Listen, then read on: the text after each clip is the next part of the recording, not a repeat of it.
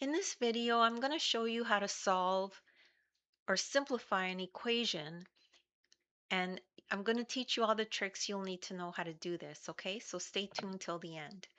So if we have a problem like this that says simplify the expression, and here's our expression, okay? Minus 5 times 10 minus 5g, and then we close our bracket. So we need to, for this, apply the distributive property. So how does that look?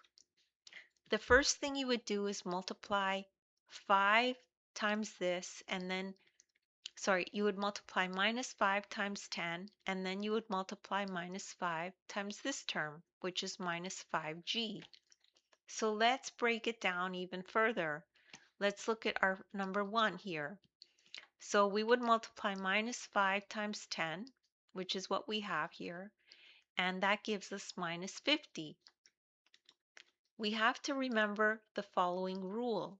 So different signs, if we have different signs, we have a negative product.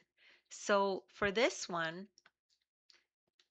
we have this situation. We have negative times a positive. It'll give us the negative, okay?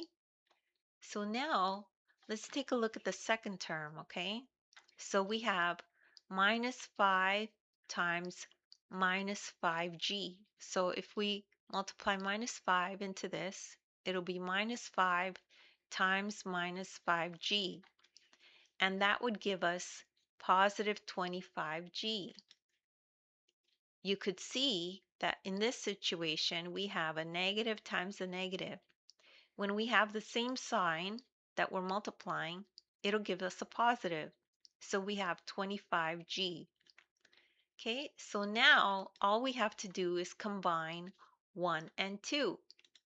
So when we do that, our answer is minus 50 plus 25g. And that's it. That's all there is to that problem. And don't worry if you don't understand that right away. You could just rewatch the video.